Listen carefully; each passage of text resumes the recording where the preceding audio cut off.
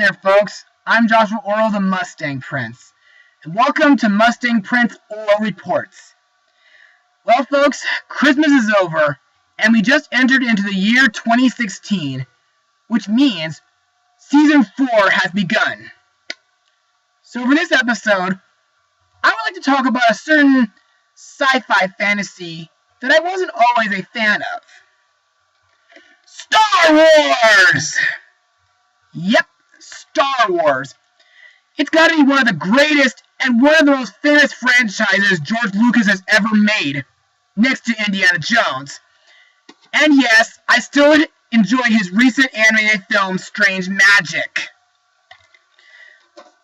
The reason why I say I wasn't always a Star Wars fan is because during my earlier years of my childhood, I didn't quite understand it too much. But nowadays, I'm starting to grow into it. And a few weeks ago, I thought the recent episode, The Force Awakens, was really epic. And I've been hearing that it's breaking box office records. And because of that, one of my New Year's resolutions is to collect the past 6 Star Wars films so I can catch up. Also, for some time, I've been hearing that the franchise was Tetsuya Nomura's inspiration for the Kingdom Hearts games.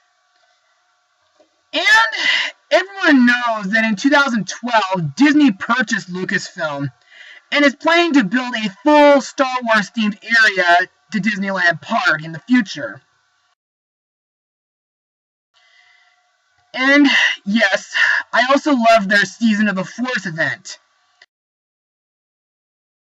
where they put in some Star Wars touches to such things like Interventions, Space Mountain, the Tomorrowland Theater, even Star Tours, including some, restaurants where they serve food Star Wars styled.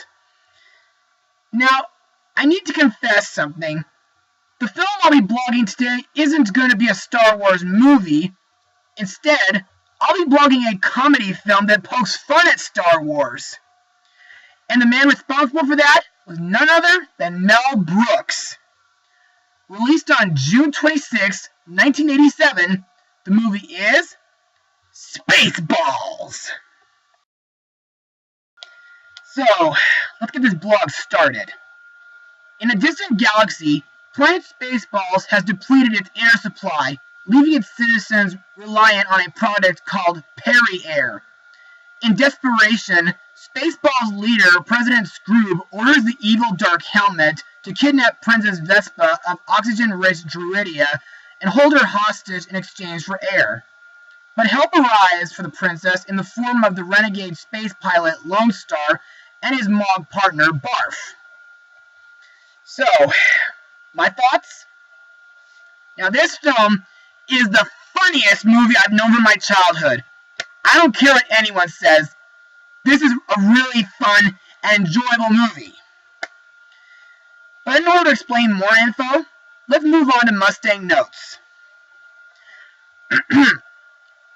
When Mel Brooks developed Spaceballs, he wanted his parody to be as close to the original as possible.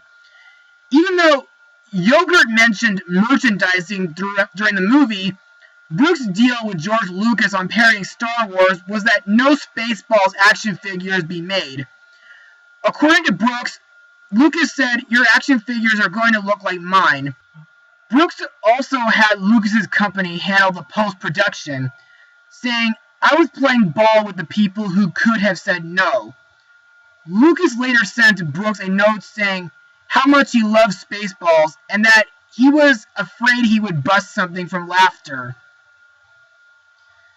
Also, not only does this movie mostly parody Star Wars, but there are also some scenes that poke fun at other stuff from films like Star Trek, The Wizard of Oz, Alien, even Planet of the Apes.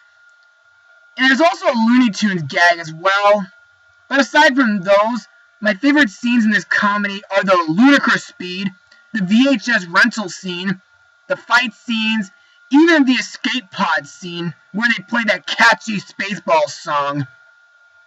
But the one problem I have with this is that there is some adult language and crude moments.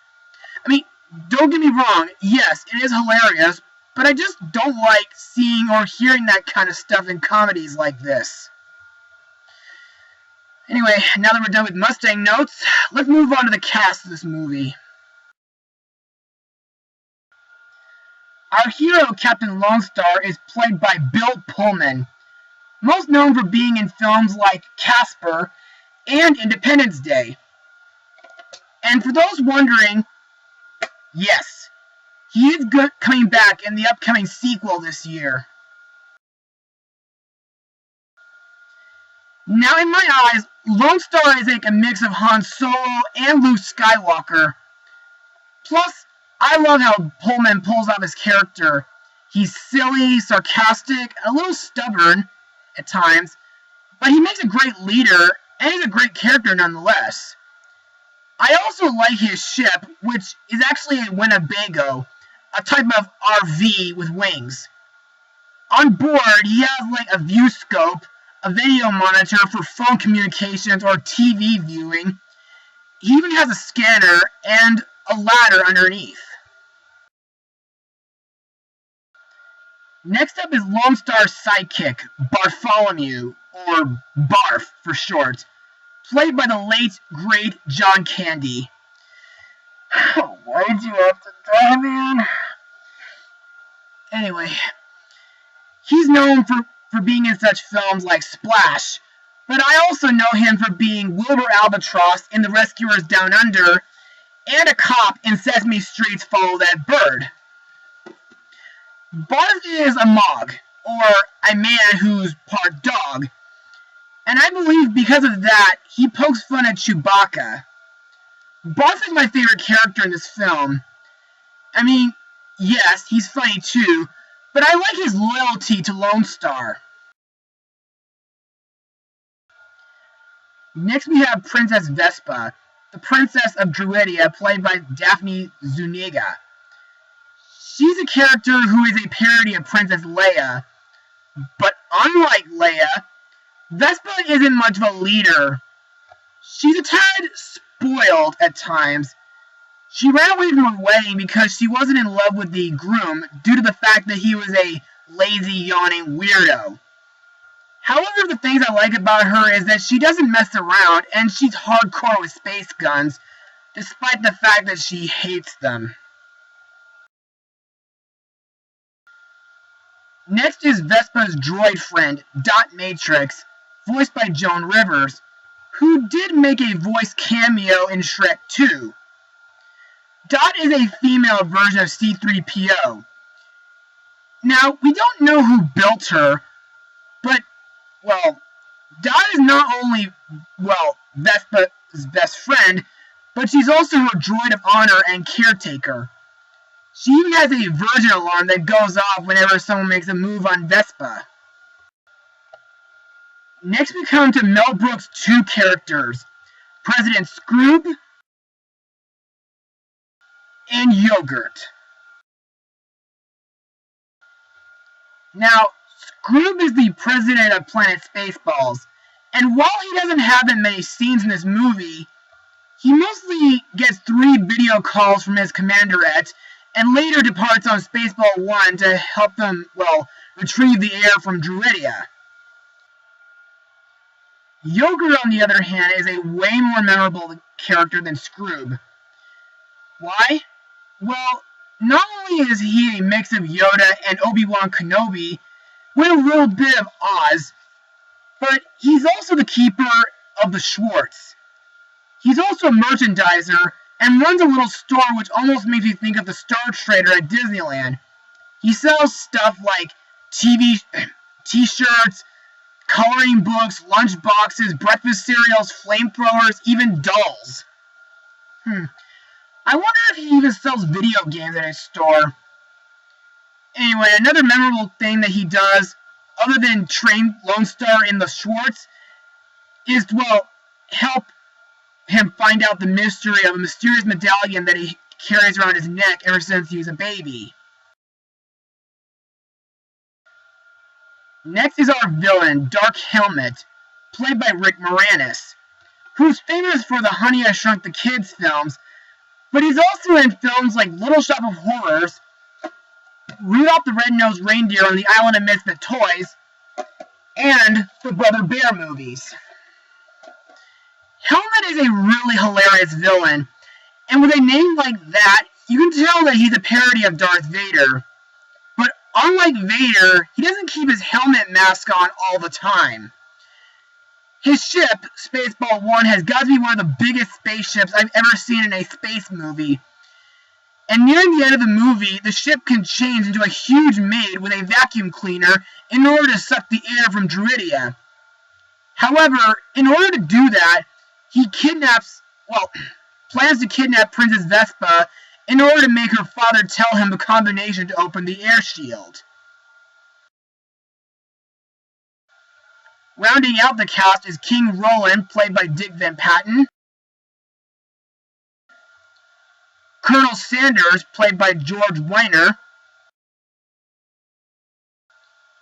and Pizza the Hutt, voiced by Dom DeLuise. And now it's time to move on to my final words. Overall, Spaceballs is a really fun movie. It's filled with hilarious jokes and memorable comedy, despite the fact that a few of them are inappropriate for younger viewers. The characters are all memorable, and in my opinion, Mel Brooks has done a great job making this into a comedic masterpiece. And if you guys are a fan of Mel Brooks, then by all means, go watch this movie. And trust me, you'll have a blast with this. I give this film a rating of 95% out of 100. Well, that's it for today, folks. Be sure to tune in for my next blog. Mustang Power. Oh, and may the Schwartz be with you. Always. If you're living in a bubble and you haven't got a care, well, you're gonna be in trouble, 'cause we're gonna steal your air. 'Cause what you got is what we need, and all we do is dirty deeds. We're the Spaceballs. Watch out, 'cause we're the Spaceballs. We're the masters of space. Hey, don't mess around. With the Spaceballs.